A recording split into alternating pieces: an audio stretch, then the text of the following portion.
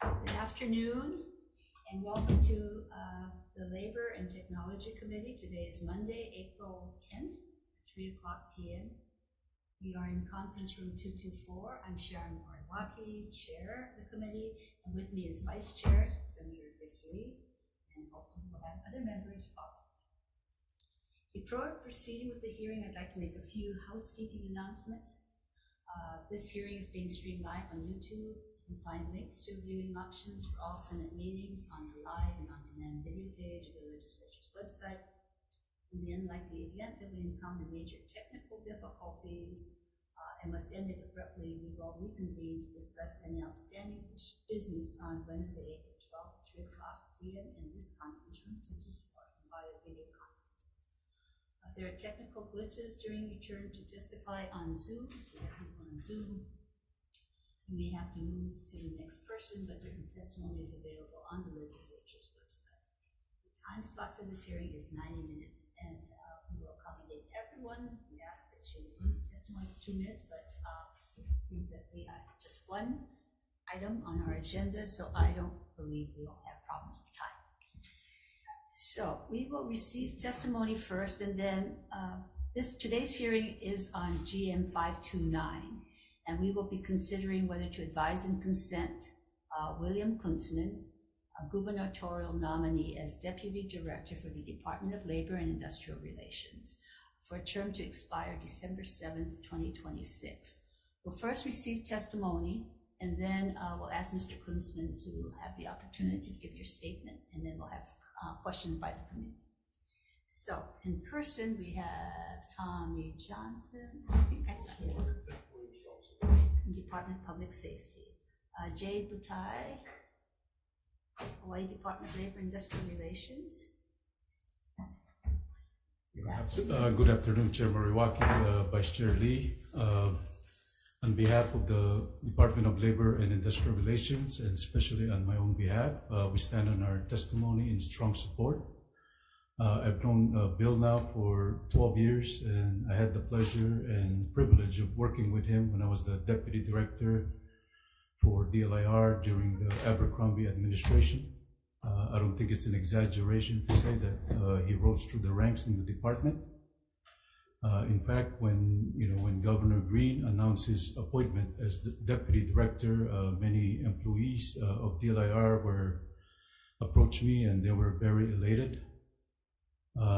To be a leader, you must have the respect of those who you are leading, and he has that and more. He knows the department backwards and forwards, and thank you for the opportunity to testify in support of a great public servant. Thank you very much. Department of Health, Department of Health. Okay, in support, Scott Murakami, in support.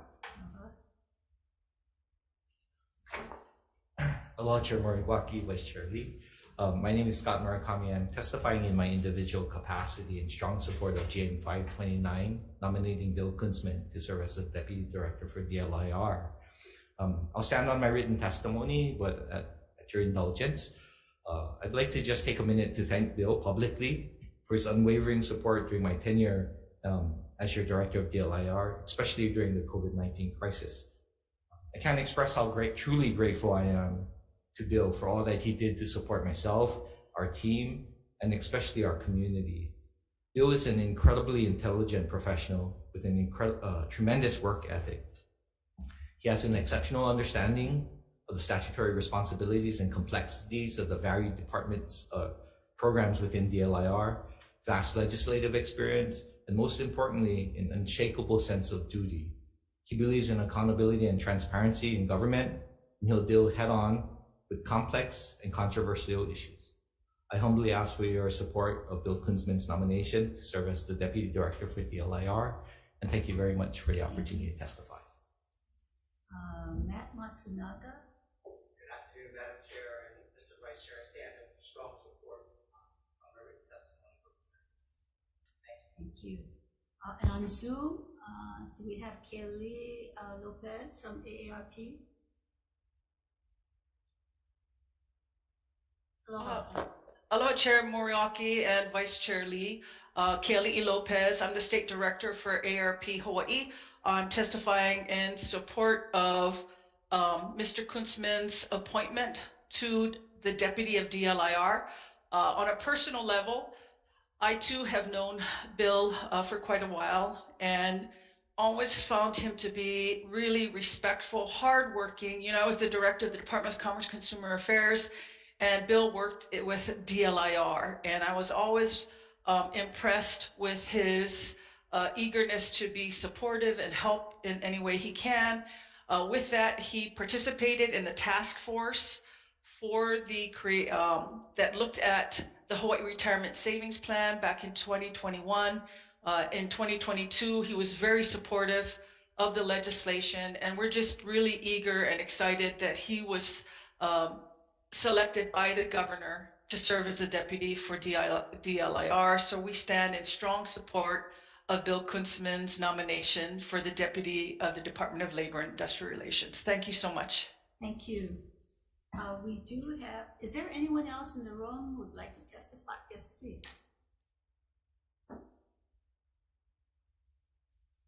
Good afternoon, Madam Chair, Mr. Vice Chair. Giovanni Dela Cruz, the Executive Director of the Office of Community Services, an attached agency to the Department of Labor and Industrial Relations. We have submitted our testimony in strong support of the nominee. I would just like to add, Madam Chair, that I have known Mr. Kunzman back when I was a program specialist in the Office of Community Services and moved to the rank of Executive Director.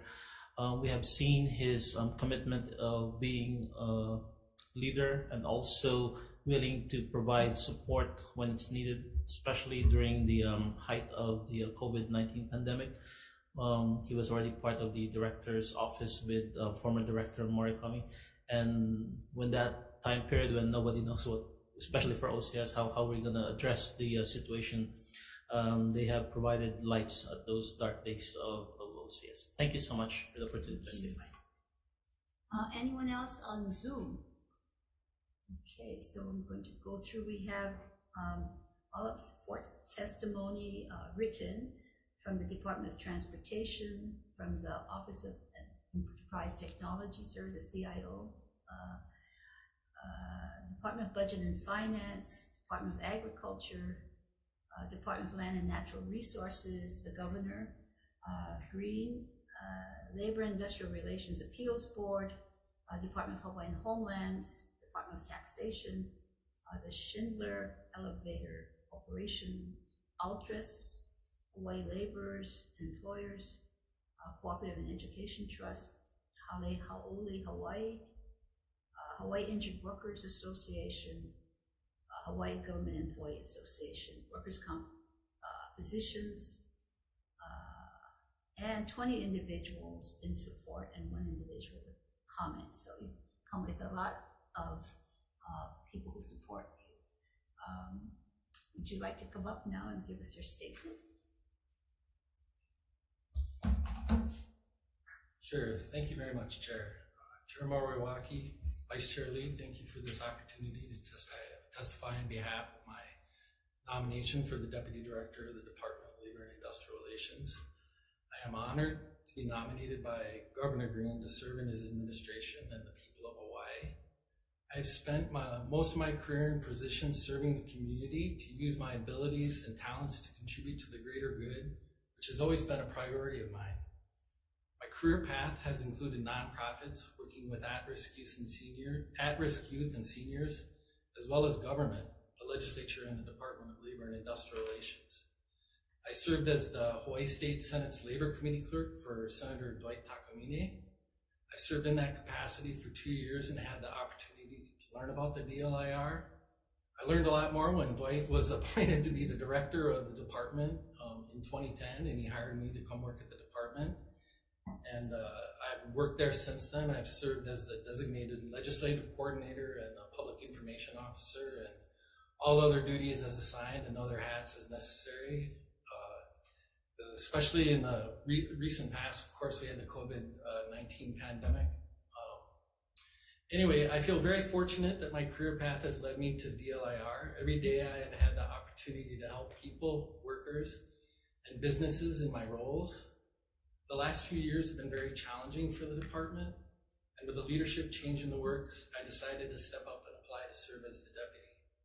I believe my knowledge of the department, experience, and internal and external relationships are qualities that Governor Green had in mind when he nominated me to serve as the deputy.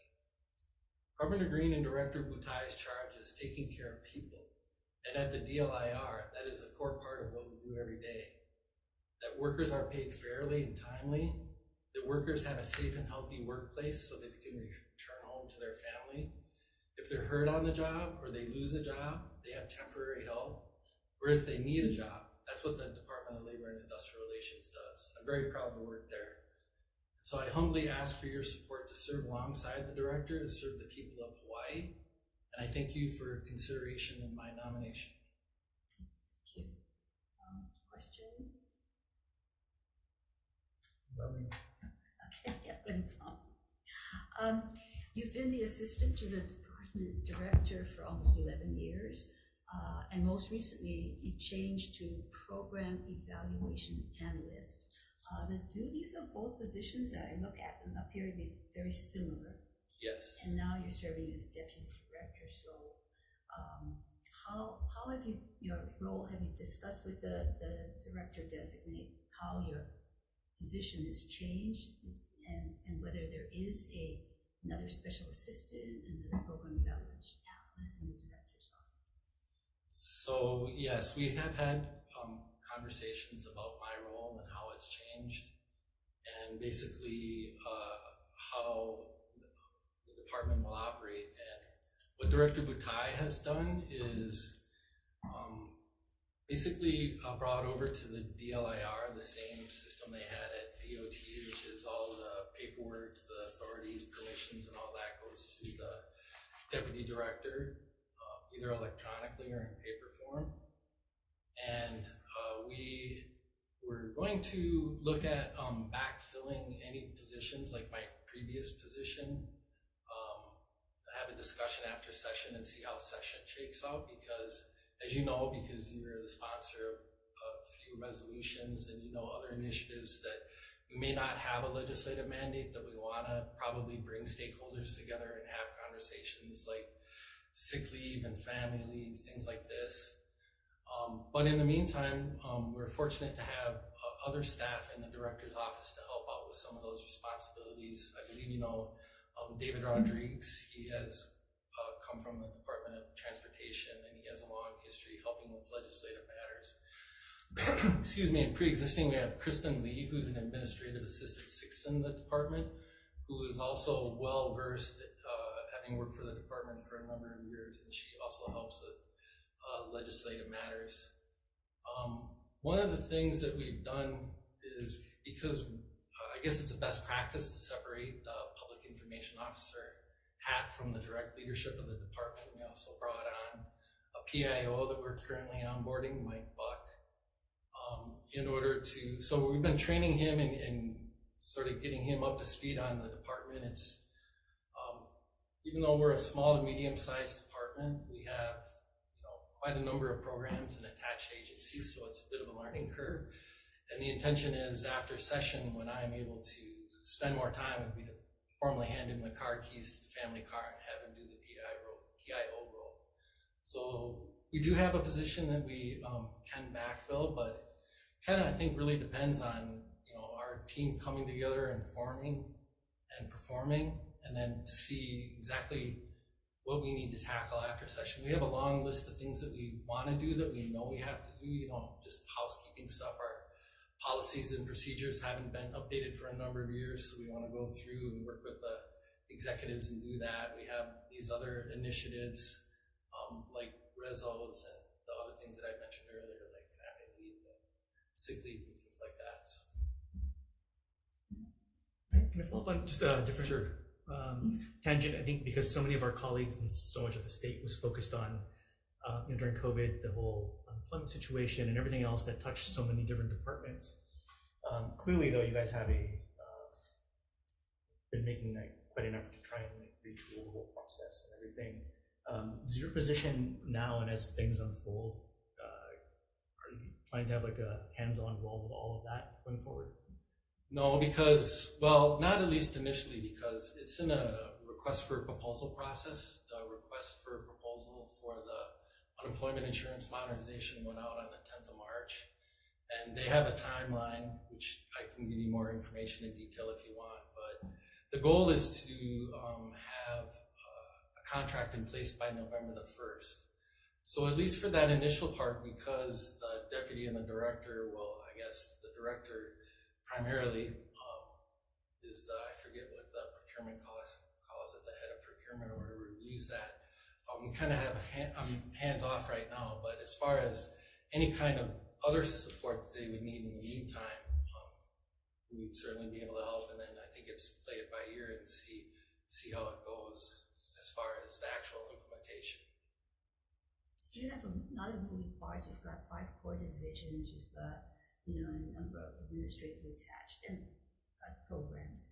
How do you see, or have you discussed with the director and director from the governor, what are the main goals? What's your vision of going forward programmatically, serving the workers and so forth? But what is the thrust? Because we've got the UI modernization, we've got other modernization programs going on. Has there been a discussion, and what are they? Because you can spread yourself too thin and not get anything done. So where is the focus? So, as we came on board, and even though I was with the department before, I wasn't really in the chain of command and in the process of the paperwork, the authorizations and things. So I think the approach that Director Butai took was, let's get on board, let's get used to kind of what's going on here. I know the department very well. He's kind of familiar with the department.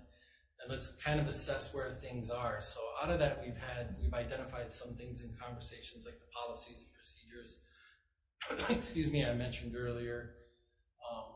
As you're probably well aware, the department hasn't necessarily been very successful in resource procurement over time.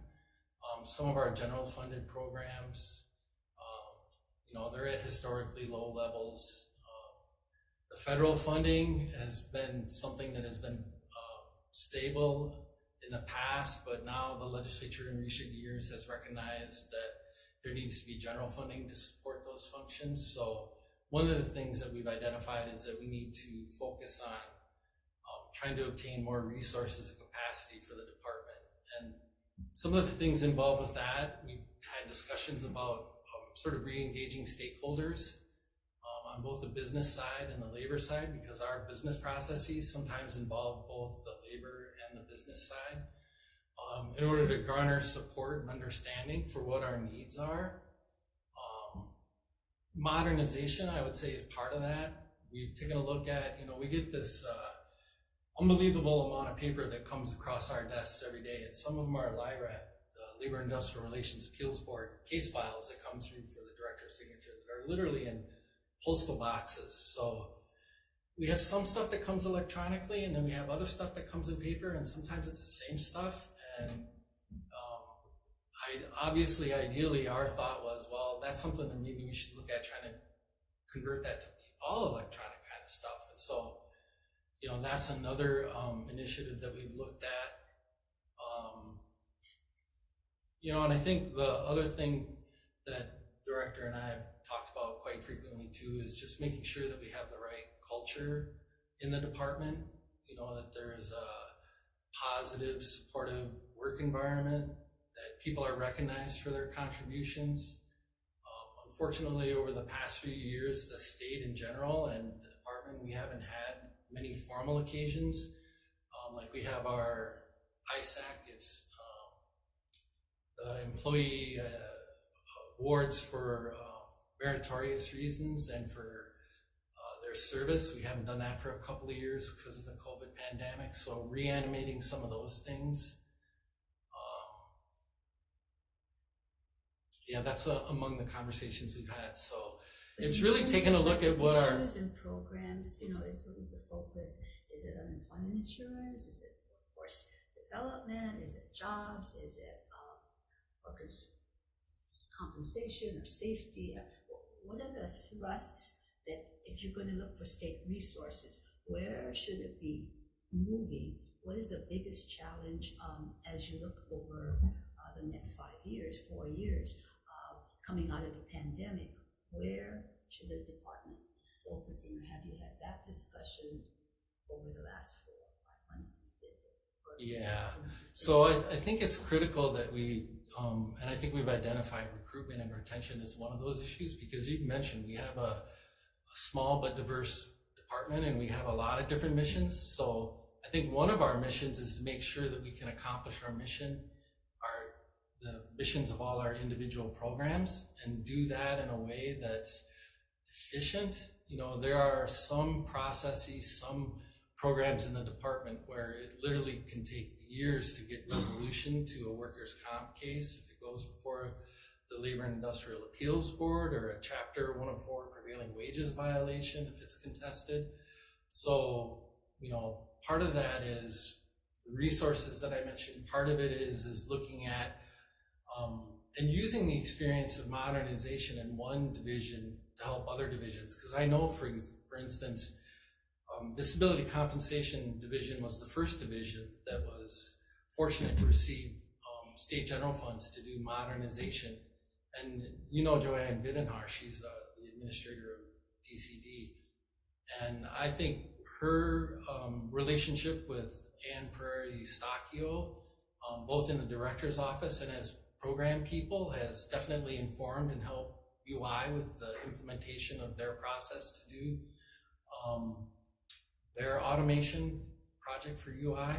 So I would think it would be trying to foster that kind of collaborative culture in addition to the resources to try to accomplish the missions that we have now, and then any others that we get from the legislature. I think it's likely in the future. I mean, sick leave, family leave is a perennial issue.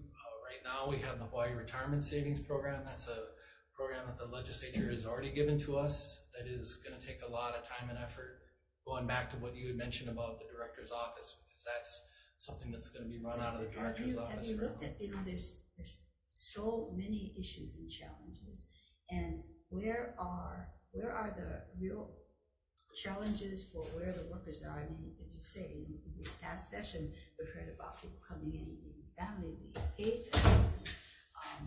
What I say is people who don't have insurance. There's also the needing jobs and having businesses, small businesses, being able to sustain people and getting workers. So there's a gamut of needs, and I just would like to know how you intend to look at that whole breadth and see these are the places where if we have problems in our department in recruiting, retaining employees, where do we need to start first and be able to staff those divisions, offices, because that's where the priority is for us getting past the pandemic to this new normal, or a way that we can help our community and our workers and our businesses thrive. I think there's an internal and an external component to that, Senator. The internal one is that we need to make sure that we have staffing in our essential services. That's our HR, and they, like everybody else, have been having great challenges in recruiting higher level people and even lower level people. And in our ASO, we've had challenges there as well. In fact, we recently looked at our vacancies and realized that we have quite a few in our essential services. So I think that's going to be a focus in the near future, because obviously if you cannot process paperwork, both for either from a fiscal, financial standpoint of view, or from a human resources point of view, that's definitely hamstringing yourself as far as operations go. And externally, I think really the answer to your question is what the department can contribute is in the workforce development role. And as an example of that, we have the Hele Mua internship program, where the legislature gave us monies to onboard interns for various state departments, including our own, as sort of an effort to try to help the state recruit, especially people at entry-level jobs, to bring them onto the state, because the state as a whole this isn't a new problem that the state has or the department has, but recruiting and retaining people. I think the The larger issue is the challenges that employers and others have had with the labor force. And I think that's where the workforce development functions come into play. What have you done in the last 4 months? Because you are, as I understand it, you're going to be working directly on the operations administration department. What have you done in terms of recruiting for the positions, whether it's in HR or in administration or in some of the divisions? What are you doing or have done in terms of actually having staffing, getting the staff? What has been the problem and where are you on that? I think in general for the central service agencies, we haven't done anything out of the ordinary as of yet. You know, it's kind of coming out of the department and seeing what's going on. But I think one of our critical perennial issues, as the committee is probably well aware, is our occupational safety and health division.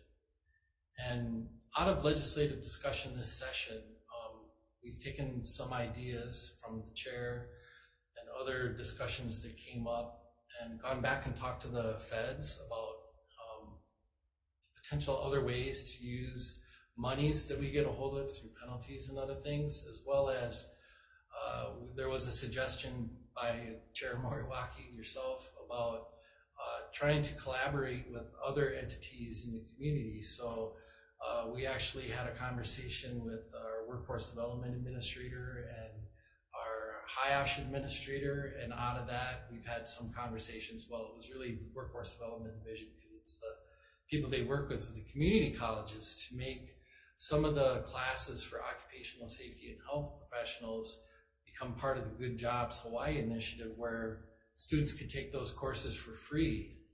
And then if we can get that, as because we already have a existing ongoing relationship with Honolulu Community College. In fact, one of our staff, who's now a branch manager, came from there and goes back and does talks and tries to drum up interest in the occupational safety and health division, if you will. But out of that, you know, and this is really Marikar Pilotin Freitas's idea, was to try to combine both that the scholarships that are currently available through Good Jobs Hawaii with an internship program, to try to overcome that barrier that is something that the legislature has identified and discussed for a while, of how do you get people minimally qualified in order to be able to apply for those jobs, and once they come work for the state, the hope that is you'll be able to retain them and sort of get a hold of the curve. So that's just an example of some of the conversations and some of the efforts we've had. How many vacancies like that are in your department that you're looking at in terms of onboarding, either sort of Good Jobs Hawaii kind of approach, or others that you may be working on? Do you have an idea of which ones are you pursuing that are really critical for your department operations? For the occupational safety and health, I think we currently have about 15 vacancies, and I think about a good third of those are in the boiler and elevator section, which really isn't applicable to this kind of effort.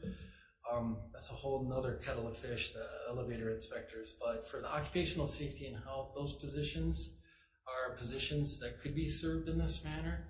And those are critical positions, not just for their function, but for their mission, but also because the federal government, well, it's actually through a lawsuit that happened back in the 80s, we're required to have a certain number of staff in each branch of HIOSH. And if we don't, then we're subject to tighter federal control. And in fact, about 10 years ago, Director Takamine had to go and basically have some discussions with OSHA, where we gave up jurisdiction for some of the economic sectors in the state, which was something we did in the short term in order to be able to bring on more help and more training for our people. But it was probably not a great thing for employers, because any kind of appeals out of that kind of situation, they would have to go to San Francisco instead of coming to the department. So I would say that's a critical kind of effort. Any other divisions or offices where you see there's a major puka that you really need to be concentrating on in terms of finding alternatives? besides our central services agency, there's always a need for people to learn the art of unemployment insurance. It's a very complicated program.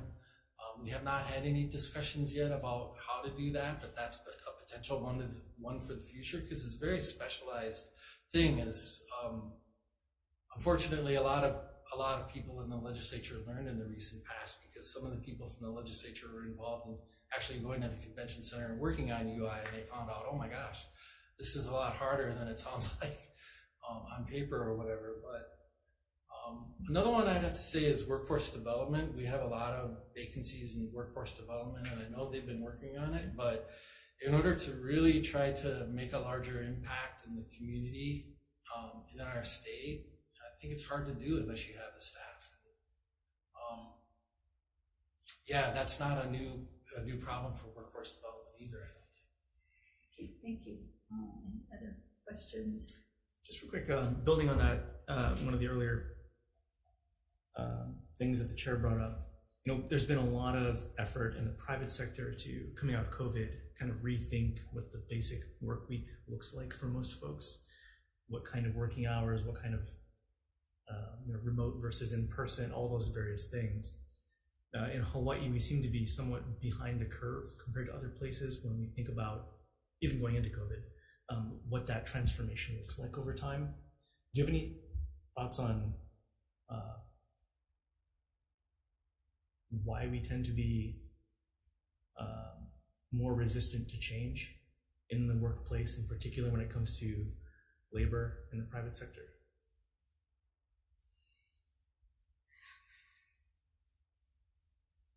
Very good question, Senator. I'm not really sure. I'll tell you this. I did have the experience of working a 4-day work week for a while there, both before and during the COVID pandemic, and I thought it was great. But I don't really know the answer to that. I think part of it is people are used to doing what they're doing, and then you have the overlay of collective bargaining, and that would be something that needed to be collectively bargained. Like we saw the telework policy, there was an agreement recently with HGA and the state on that, and we see that as a tool for recruitment. Because some people, especially, we have our aging workforce, and there's some people who are younger and who aren't, but who are more interested in working in that remote kind of situation. So, I really don't know the answer to your question, but it's an important question for sure. Is there, do you think, an appropriate place in the department where that conversation can meaningfully happen? For us or for the state in general? Just for the state in general, I think. Is there a role that DLIR ought to be playing there?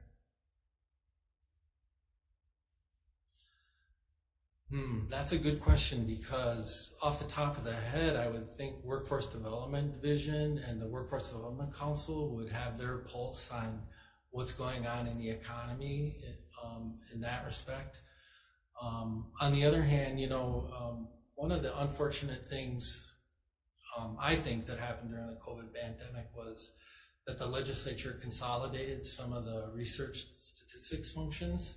And so our Bureau of Labor Statistics Unemployment Research folks went over to DBED-T, and then the rest of our research and statistics positions that service the programs directly went to the programs.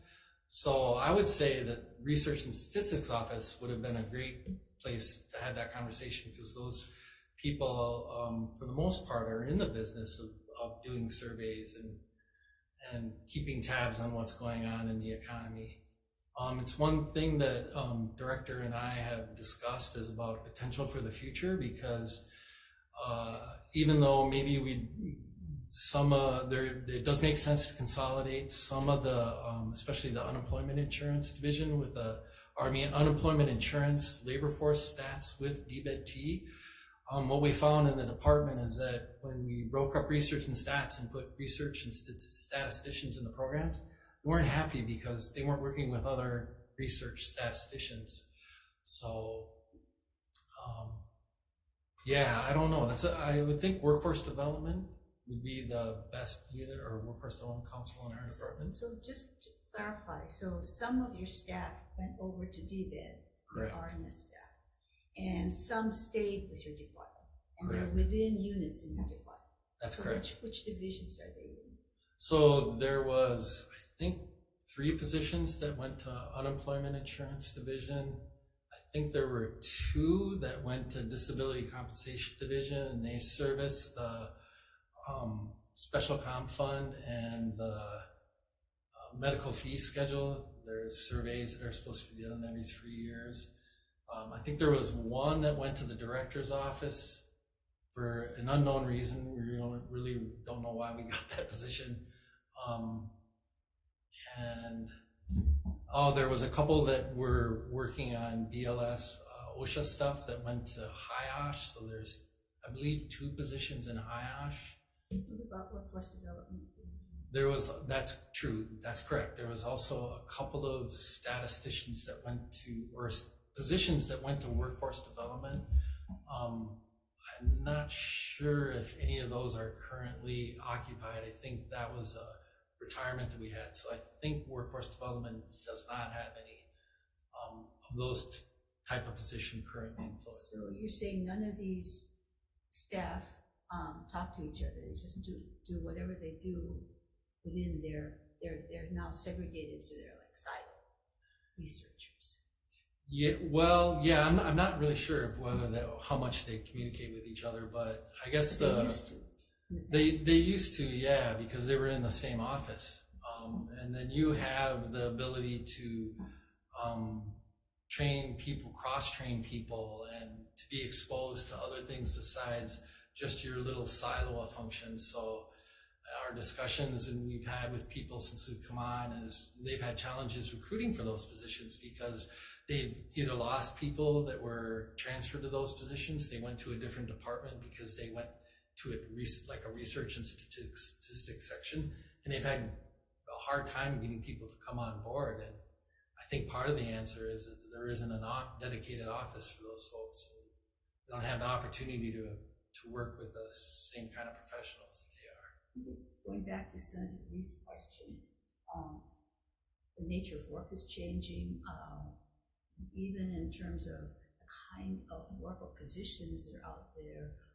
You heard a lot of the changing needs of workers, whether it's getting sick leave, paid family leave, having ways in which we work workers' comp, and all of these are laws that have been around for a long time, and our workforce is changing. So if you've got these staff who are researchers in separate places, how might you work together? Have you discussed how these get more coordinated, integrated, so that you've got a team of analysts that can look at some of these questions that are evolving workforce and are changing business sectors, and how we might approach that? You know, I think those positions are really for to service those programs. I think when those discussions happen, I think it's something that probably would be naturally to have facilitated by the director's office, because they have the overall view of the department, and then find out where some of the subunits could participate or contribute. And then it's looking beyond just the Department of Labor and Industrial Relations and looking at collaboration with other departments, and even with our legislative stakeholders, our chairs of our subject matter committees and money committees. And if there's a kind of research need that would require something above and beyond what we would normally be capable of doing, that's something I think we would take a look at in the budget formulation process and discuss with the legislature and the administration about trying to obtain help to do that. Any other questions, anyone? It's quick, but you know, in our hearings, how does your department work? Because how do you prepare a testimony, for example, and how do you address issues like family leave, like workforce development, because when we had committee hearings, the director comes, reads his testimony, and we have follow-up questions, can't answer the question. So how are you briefing, or how are you working with your department heads or division heads, and you and the director, so that we get the information and address the issues right in the hearing? How are you organized? How are you organized in your department? So the department's always produced testimony in the same fashion since I've been there, and it's facilitated by software that we have. But essentially what happens is we assign all the bills and all the resolutions to the programs based on their statutes, or their areas of responsibility, and they draft the testimony for the director's office. And sometimes it's a continuation of a conversation that has been had earlier, like, okay, session's coming around, it's looking like minimum wage is going to be the topic du jour this year, so Department of Labor were generally in support of an increase in the minimum wage. What if they decide to couple that with an increase in the tip credit? What would be the program's what would be the program's preference policy for the director to adopt, and why? And then usually testimony is drafted, sent to the director's office, and usually the director's office, myself, or others work with the programs if we have questions about the testimony, or if we have other suggestions, or we need to confer with other programs within the department or in other departments. And then usually, although not always the case, but usually we do a tentative final draft of testimony and we send it back to the programs for review, and they have the opportunity at that time, if they have any heartburn, as it were, about sort of the final policy inclination of the director. But ultimately, at the end of the day, it's the director's policy for the department, right? Where it gets kind of a little bit more complicated is on issues that cross across multiple programs. Like one instance is family leave, because you have disability compensation division. In the recent past, you've had unemployment insurance because of the suggestions that have been before the legislature.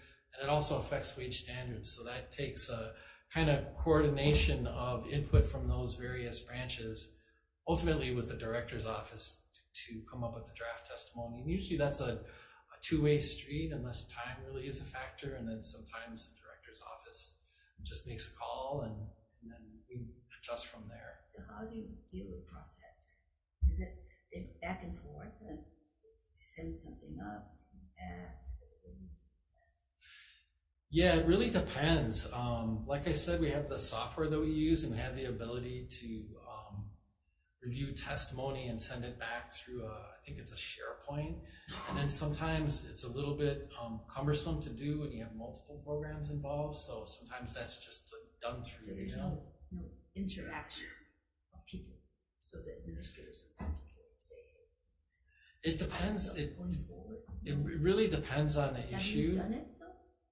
Yes, definitely. So it really depends on the issue, and it really depends on the program. In some aspects, it's dependent on the experience of the people in the program. Like our disability compensation division, we have professional level staff there, and an administrator. An administrator used to be a deputy director, where a lot of times the testimony comes up, and we review it, and it's like, it's good to go. There doesn't need to be any kind of discussion whatsoever. If we have any questions, then we can go back to them. At other times, in other programs where you have newer staff, newer administrators, like for instance, we have a newer administrator in one of our programs, and we made the effort before session to sit down and have a conversation with them.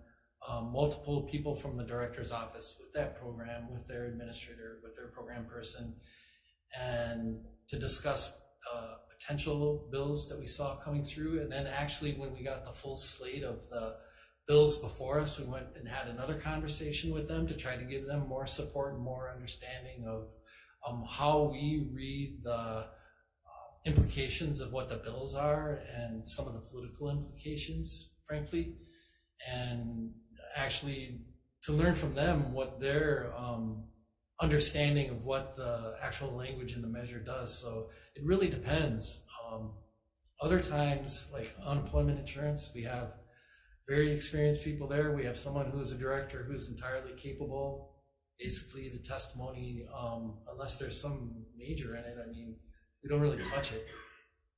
So when we have these hearings and the director cannot answer the follow-up questions, how might we fix that situation so that, because hearings are fast, as you know, it's like 90 minutes. We'd like to have as much information as possible so we can make a decision and move the bill out or not. So what might you see in terms of how you process things? It seems like it's a interactive, well, it's a web design interaction versus really knowing the issue and then being able to address the issues. If not having an administrator or somebody who's knowledgeable so that we can actually address the issue that's before us. So what might be a better way, or as an operations person, would be your suggestion of fixing that situation? It's a good question, Senator, because I think especially at the beginning of session, it's a real challenge to try to stay on top of all the legislation that comes in. And then as session goes on and we see what shakes out and what looks like it has legs, it might be a little bit easier to take the time to go through and have more of that interactive participatory discussion, including the director himself or herself. So yeah, that would be my suggestion, but yeah, it's tough. I mean, because it does go quickly, and we'd like to get as best a bill going out as possible when it comes before us. So it really is important to have as much information as possible for the issue.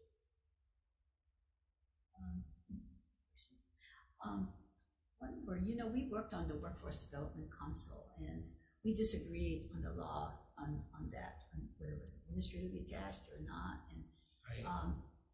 And how did you resolve that going forward? Because I know I was adamant and you were adamant, so I'm just wondering what we might do in the future of how we can resolve those situations where there is a disagreement. In that particular matter, the department has come around to your point of thinking, Senator Moriwaki. So we're supporting the current version of the bill that includes the administrative attachment, because the important part is to function, and at the end of the day,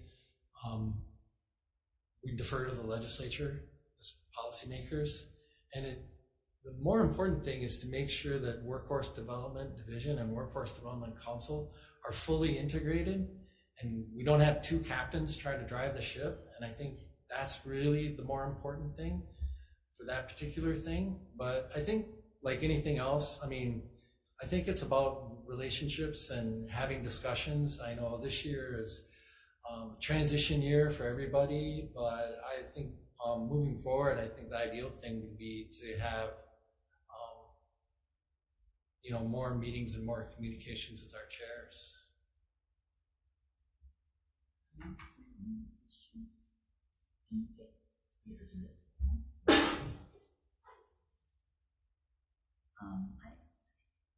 I do want to say one thing. This is kind of what we had discussed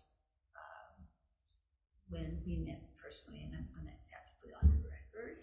But for me, we want leaders who know the programs and do that very well, carry out governor's goals at Hawai'i, leaders who inspire and can work with staff, and know the staff, can do the staff, and more importantly, integrity and honesty in upholding the state's laws and policies. So we did discuss your mistakes, your past mistakes, with the brushing of the law, and you did promise never again to be placed in a similar position.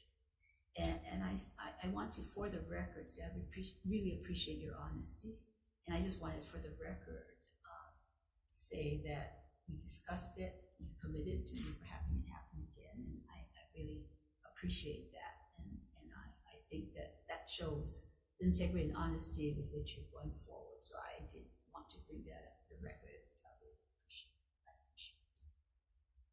Thank you very much, Senator. I really did appreciate the conversation as well. I think those are very important matters that you raised, and I'd like to say personally that I was very happy about the conversation. I mean, it's never a comfortable conversation to go over one's mistakes, but I felt comfortable, and I knew your intentions were good, and I knew my intentions are good. Honesty is always the best policy in my book, and I was sincere in what I stated at the time, and thank you. Thank you.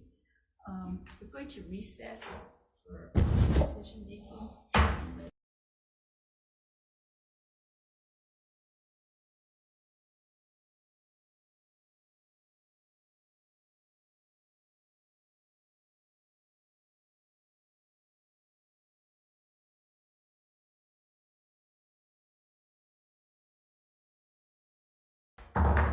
We are reconvening the 3 o'clock hearing on GM 529, submitting for consideration and confirmation William Kuntzman as Deputy Director of the Department of Labor and Industrial Relations for a term to expire June 30th, 2026.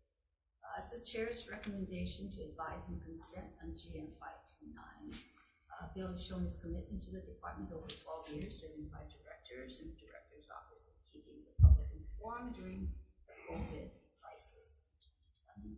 He has institutional knowledge, working relations with staff and stakeholders, both management and labor, and I hope will assist the Director and department in meeting future challenges facing the state's workforce and employers. I also appreciate his honesty in discussing past mistakes and taking continuing corrective action. Members' questions? If not, the Chair votes aye to advise and consent. Vice Chair. Voting on GM 529, recommendation is to advise and consent. Chair and Vice Chair vote aye. Senator Ihara? Aye. Senators Keith Agaran and Favela excused. Chair, the recommendation is adopted. Thank you. This hearing is adjourned.